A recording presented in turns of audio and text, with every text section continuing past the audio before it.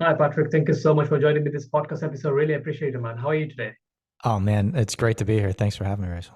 Yeah, the pleasure is mine. I know you got busy time, busy schedule, and everything. You've given us time, and yeah, I'd love to have like great conversation with you, and that's what I'm looking for today. So today we're going to talk about your book, Finding Your Six, right? And before I get to the book and learning more about what's in the book, I'd love to know more about you and how you come across as writing a book, being an entrepreneur yourself? How did you come up with all of this stuff? Like a lot of people couldn't figure out themselves. How did you figure out Yeah, yourself? I think like most things, it's really about falling on your face and getting back up. Right? That's Yeah, what entrepreneurship in many ways is. Maybe it's not the sexiest version of how to talk about it, but the truth is just fumbling forward and going through my own disruptions, both on the personal mm, side and professional side.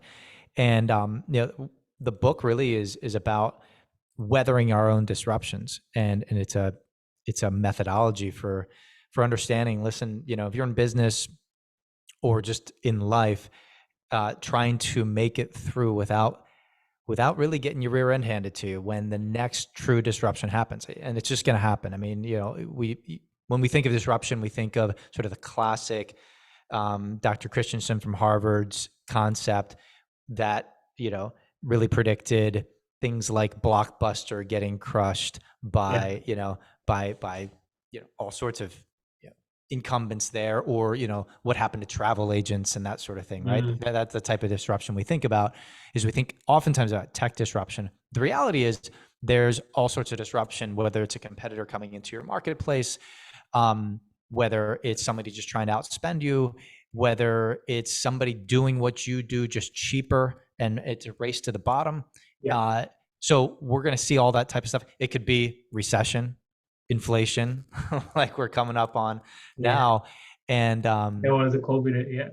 and so we all face it no matter what we're in. And so my background in business has, I've been really fortunate to make it through some disruptive periods. I own a real estate firm. We have different branches, so we're both on the commercial as well as the residential side. We're into land development, that sort of thing, and I also coach people.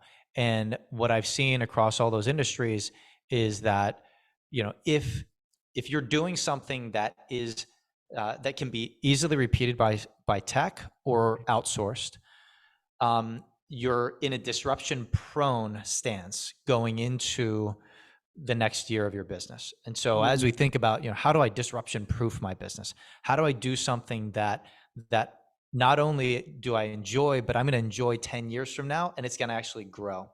Because a right. business is an asset, and you're either investing into that asset wisely, and that asset is, sort of a class A asset, or you're investing in an old asset that is becoming more and more disruption prone. Yeah, that's a great way to look at it. We oftentimes build a business and we don't actually think as an asset because we're thinking about the money, the cash flow we are thinking of. Right. But all I spoke to one of the guy I interviewed, and he helps businesses to for sale. So you don't really have to sell the business, but you can build it for a sale. Something can happen because your health not right and you can't manage it, you're overwhelmed, or probably you passed away, your family can sell it or they can run it. So you have to have like a system in place. And I like the fact like a lot of people don't think about like it's an asset. They think of the real estate is an asset, like their home is an asset. Other than that, like a business is a cash flow machine and they're not built to sell. So coming to your book, and you said there is a 6 point in your book, right? Because of the title, it says like, what is the Yeah. 6 point? Yeah, so Find Your Six really came from, like I said, my own failure forward. But as I began researching this book, one of the things I was trying to figure out is, okay, what has made the most successful people who I know successful over the course of their entire career, Mhm. regardless of industry? What are the common denominators? And I had the great fortune of speaking to just over 60 people about their careers, and these are people I was interviewing who are in the latter few years of their career, Yeah. late 60s or so, most of them. And what I found is, as I spoke to them about their business trajectory, their career, again, regardless of industry, what I found is that the common denominator for all these people is there was just a handful of really impactful Yeah. people in their world that had been deal sort of game changers for them. Mm. And in the book, I call these influencers. What I found is that the average, after I took that sample size of all those people and I averaged the number of people they spoke about per capita, the average number of people who these again really high performers had needed over the course of their entire career was just Yeah. 6 people. It was just 6 relationships, and 6 very just massively impactful. They could speak about all these people by name. They still, had their selves. They were good friends. These were people who mentored them. These were people who allowed them to land major accounts. These were people who were pivotal for their business to have success and to weather the storms of disruption over a 45 plus year career. Right. And actually to open opportunity for them that they would have never seen without these people. Yeah. And that was really striking to me. And so what I wanted to do in this book was to codify what almost seems accidental for these folks. As I was interviewing them, like, well, and then I ran into this person and I was connected to this other person from this person. It was amazing. But what I did in the book was to codify the lessons from how they ended up with these tremendous influencers and how to think about those influencers. And so that's what the book is all about. And the question that I wanted to answer for myself is, okay, if it takes 6 people over the course of an entire career to really blow up somebody's trajectory, what would it look like if you could find those 6 people in 6 months or a year for somebody's trajectory? And so the latter half of the book is really about how to go find these people and how to go do that. So the 6 refers to those 6 influencers. Yeah. So who are those actually 6 people? Like, do you categorize like a, let's say, an accountant, or could be someone in the family or like a friend circle? Yeah, so I think it depends on what you're looking for. So I'll give you 2 sort of really pertinent examples from my life, but also in the feedback that I've gotten. So the book's been out for a few months, and I've had some people. I wrote it as really a sales book, because we're in Right. business and we can apply these ideas to sales. And so the title of the book is "Stop Lead Generating, Start Building Influence," or the subtitle of the book is that, and it's meant to sort of jolt people because we think about lead generation as, gosh, when you're lead generating, you're trying to find thousands and thousands of people, and you're just trying to get that 1% or that 0.5% of the Yeah. people to buy whatever you're trying to sell. And that's the antithesis of going and finding your 6. And so we can talk about that. And that was a fascinating sort of realization to me on the lead generation side. But you can apply this to sales, and that's how I wrote the book. But I've had a number of people who have read the book, who have been really successful in sales, say, I wish I had this book at the beginning of my career Mhm. so that I could have found the mentors that have helped me get to where I am today faster. Because it really it's really the art of relationships, and you can apply the art of relationship and relationship building in business to whatever 6 you need. Frankly, if you wanted to run a marathon, go find your 6. There's gonna be different people than, to build a tremendous book of business or to mentor you maybe at the beginning of your career. So, the 6, I think, are really important in every aspect of our lives. The book is very much focused on sales. But for me, for example, in the real estate space, I've found, and you sort of have a rotating 6. So I've found great financial advisors. They're trusted at a super high level. When they put their name to me, that trust is transferable. And that's one of the principles I talk about in the book. And so, gosh, we end up working with our clients 100 times out of 100. Builders, land developers have been really essential. And we don't have a ton. We've got one, maybe 1.5 really, really amazing developers who we work with, who can look at deals and who trust us implicitly. And we've forged that relationship over years and years and years. But we were introduced to that person through a mutual contact. So the trust was really high right away. Um, so those are some examples in my own life of how that works. One of the first people who, and I write about him in the book, who I ran into, I remember going and sitting down and having a conversation with this friend of mine, and I was desperate just for the knowledge of how to get Yeah. through the next big disruption in my industry. He was in a sort of an adjacent industry, and I just asked about him for 45 minutes, like a good podcast host, right? You're just Yeah. asking great questions and drawing things out. And at the end of it, he said, Pat, you're going to be really successful in real estate. I thought, well, we haven't talked about real estate at all. And he said, I can tell by the types of questions you're asking that you're going to be really successful. I want to do two things. If you run into a great investment, let me know. I'd love to invest with you. And the Mm. second thing that he told me is, I'm going to connect you to three other really great people who you don't know yet, but I'm going to put my name to you, and I think you're going to have an amazing relationship with them. And sure enough, those people ended up being tremendous relationships. And what I realized from that was that, gosh, what would my whole business look like if, instead of worrying about how many hundreds of people I could dial and see if they had something, Yeah. had a need that I could fulfill, what if I had one of those conversations every single day? Yeah. How long would I be excited about having those types of conversations versus sort of the old lead gen stuff that I had been taught? And the answer was, I could do this. I could do this until I'm old and gray and want to pass my business on to my kids or sell it to someone else, because I'm going to build that asset.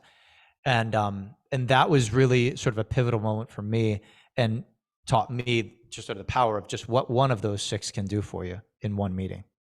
Yeah, a lot of businesses can be referrals and they get you like a next level, right? Within a matter of time, rather than like a grinding it out day in, day out for like 2, 3 years. So yeah, majority of my listeners are like they are small to medium-sized business owners and they're building their businesses probably in startup phase or like some kind of growth they're looking at. So in terms of like if they want to implement it on their business about your book's teaching, like finding your six could be the early stage or could be like on the scaling side, they probably building their sales team, probably they building a great team in general, like their top level executive level. How Yeah. do they can find like a great talent or great relationship with like a great people they can work on, like having like a great running mates for long term? Sure. Yeah, I think it's a great way to think of it in terms of running. Yeah. You know, the here's I guess the first thing I'd say is, to anybody in business, is you're in the talent game. No matter what industry you're in, you are definitely in the talent game. And think about that talent in two tranches. One is the talent that you hire internally. Like, what Yeah. would it be? What would it look like to find six people who owned their role and had an ownership mindset towards that role? And I talk about the ownership mindset in the book pretty extensively. What would it look like to have those people who you trusted implicitly and who had an ownership mindset towards their role? Those people would be faithful to the brand, would help you grow in ways that you couldn't have even imagined, Yeah. would take things off of your plate. They would expand their own roles and ask for more, and you'd be thrilled to be able to pay them more internally. You're on the talent search, and we know what it feels like. If you're a small business, you know what it feels like to hire out of pain. When Yeah. you hire somebody just to sit in a seat and to, on a job description versus somebody who really owns something. You know Mm. what it feels like to have sort of a transactional relationship with somebody versus a collaborative sort of, we are in the conspiracy for the good of this business and we're growing this thing aggressively. That's a different feel. That's what the six can do for you internally. The six external is also super important.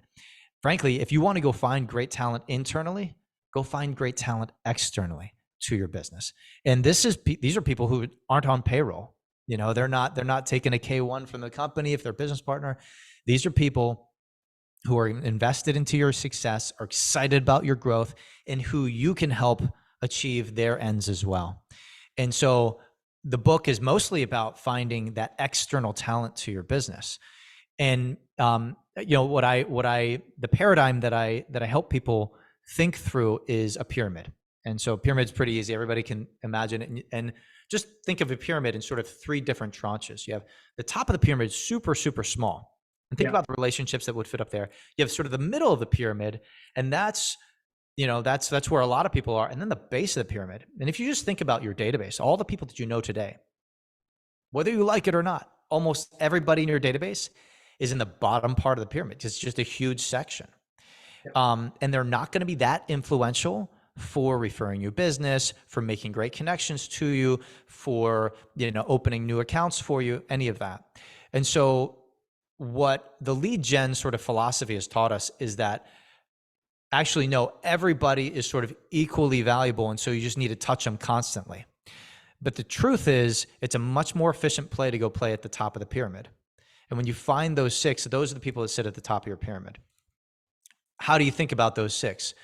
It's in very shorthand, it's people who on a daily basis are habitually trusted, and they get paid a lot of money as a result of that, or they get compensated in some way, right? So if it's a pastor at a church, they're probably not compensated fiscally, or a rabbi or whoever, but it's somebody who, right? The exchange is deep trust. They're trusted implicitly.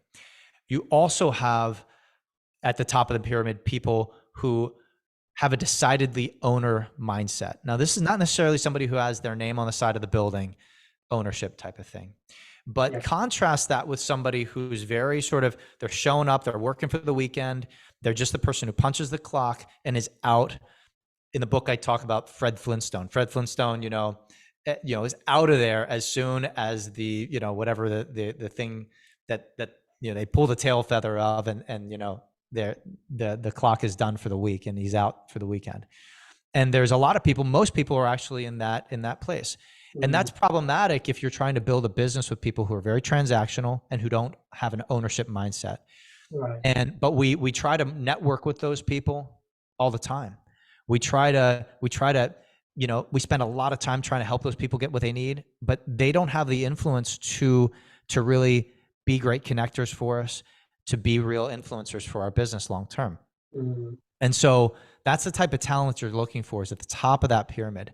Now, depending on the industry you're in, you're going to go about finding that talent maybe differently. You may be somebody who is not out and about as much, and so that's going to look different than somebody who's curating relationships, out on the street and having coffees and lunches with people. But regardless of what your industry is, you can't build these types of relationships without a deep, authentic approach that understands that you're not looking for everybody. You're looking for, at best, a 1 in 20 talent. Yeah. Right? Imagine what your organization would look like if you interviewed 20 people before you made a hire, because that's how important it was. The same should be true for the people that you're surrounding yourself externally as well. Yeah, I totally agree with you. Yeah. So yeah, finding them and managing them kind of relationship is be like a great challenge for like a lot of people, right? A lot of people don't know how to create leaders in their organization. They try to manage them like after they finding the talents, probably in a sales organization. How do you see like how they can influence them in a greater way so they can be a leader rather than a manager on their organization? Yeah, well, I mean, you become who you hang out with, and so this is there's sort of the paradigm of it's really lonely at the top, right? And there's no excuse for you to be lonely at the top. Yeah. You can use this whole paradigm to surround yourself with other great leaders. Yeah. One of the things that I have found, that people who are at the top of their organization or their industry, who stay there long term, is they are really in the business of wisdom distribution, if you will. And that's what they rely on every day. They're not relied on for information. Information is ubiquitous. We can Google that. Yeah. It's not even knowledge. It's not just acquired knowledge. It's how to take that knowledge and make it applicable to the difficulties that people face on a daily basis. And the people who have the most influence in their industries are the ones who take knowledge and actually turn it into real wisdom. What do those people then need in order to stay at the top of the industry? They need more wisdom. And so what I would say is, if you are frankly, at any point of your career, the goal is you're in the talent business, and the rate or the commodity that you're exchanging cannot be exchanged by AI, right? It's Yeah. something that has to be curated by great minds. And the way in which you do that is to connect great wise people to other great wise people. So imagine what a day would look like if every day you had a meeting like the one that I mentioned earlier that I had. Every day that was your goal, is to have one meeting or even a candidate for that type of person, right? It's Yeah. a 120 talent. But once a month, if you're doing this, you're running into somebody who's that type of talent, just statistically. And what if every single day you also connected two amazing people because of the wisdom that they could share together Mm. or offer to each other? First of all, the first person they're talking about is you when they sit down or when they connect. And so that's it's better than any marketing you can pay for. Yeah. And secondly, those people don't forget, because so few people actually help these people at the top of their organizations become even more wise and to do what they do even better. They're you're going to stick out on their head in a totally different way. You want to reframe yourself to an executive, to somebody who you're trying to win over. Be a great connector of wisdom. Yeah. That's a great advice. So I know like you had a devastating moment on your life as well. Like we entrepreneurs, like we go through tough times. I was about to lose my child as well last year, and it took me like a 3 months off from the work because they couldn't handle it. He was in ICU for 2 months. Same thing happened with you. Like you end up losing your child as well. I know. I'm so sorry for that. Thank you. But coming to the point is like a moment like this and like running your businesses. How do they affect your business, and how did you come up with the like moving forward mentality? Like obviously we move on with our life, right? Yeah. Yeah, you do. And you've got to mourn well, right? I Yeah, mean, the reality is, nobody expects to lose a child, but um, the other reality is I'm not the only father who's lost a child. yeah, And I think there's a deep loneliness in when you don't get out of yourself and realize, gosh, there's a lot of people who've suffered, great things, and this is part of the human experience. So there's a lot there. But in terms of the business, frankly, for me, um, because this is going back over 10 years ago now, when RJP was born, he had a very specific illness, and we knew it was terminal at the time. right. And so he was with us for 14 months. During those 14 months, most of that time, we were either at the hospital in intensive care or running an intensive care unit at our house. And so, quite literally, I was physically extracted from a business that I had physically built. I met with all the clients. I had all the major account relationships. It was me right on the front lines. Mm, And the great, uh, you know, the thing about, um, one of the great blessings that I didn't realize I was undergoing at the time was that having a child who needed me more than my business needed me on a physical plane forced me to go find talent and invest into them. Frankly, I wouldn't have written a book without having JP, because yeah, what having him made me realize is, gosh, if I were in a wheelchair, how would I run this business? And it right. focused me on having to go find really amazing people that I could put my name to Mhm. and investing into them very quickly to help them ramp up to become experts at what they did. And so I spent a ton of time on the phone, but they were my arms and my hands out there with the client, putting together contracts, walking sites, putting together deals, maintaining relationships, going to lunches, all of the above. And so, uh, you know, I again, talent is the only thing that makes you disruption proof, Yeah, whether it's internal, external talent. And so you are only as good as the people you surround yourself with. And that type of thing is unrepeatable. The type of talent that I was fortunate enough to surround myself with, and then that I've continued to grow with, has been totally pivotal. And frankly, without great people, and a real serious shift in my mindset, frankly, before JP, I had a practice that was highly profitable, Mhm. that depended entirely on me. And if I got hit by a bus, it didn't exist anymore. Yeah. That's not a business. It's a great practice, but it's not a business. We talk about it as a business. That's in Yeah. colloquial terms. But what I now have is, if something happens to me, everybody who works in my organizations can take care of their families, and they can continue to grow the asset, or they grow the organization. And my Mhm. family is taken care of in spite of me not being around.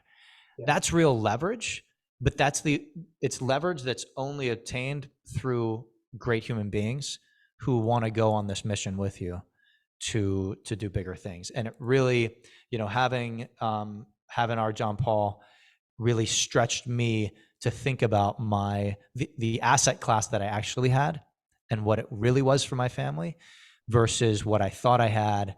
And that, it was easy to get into a mode of, gosh, I'm making great money. People are patting me on the back. I'm winning awards. Great. It doesn't mean you have a business. So shift from that. And it's funny, I was rereading Rich Dad Poor Dad, which is one of these classics I read Yeah. 25 years ago in college. And if you haven't read it in a while, anybody listening, do so, because it really helps you think about the assets that you actually have and the assets that you think you have that are actually liabilities. Mm.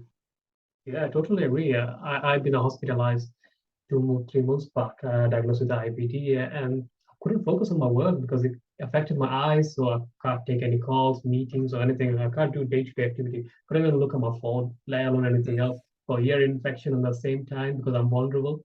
So everything else, I couldn't hear anything. Like one Oh ear man. just gone.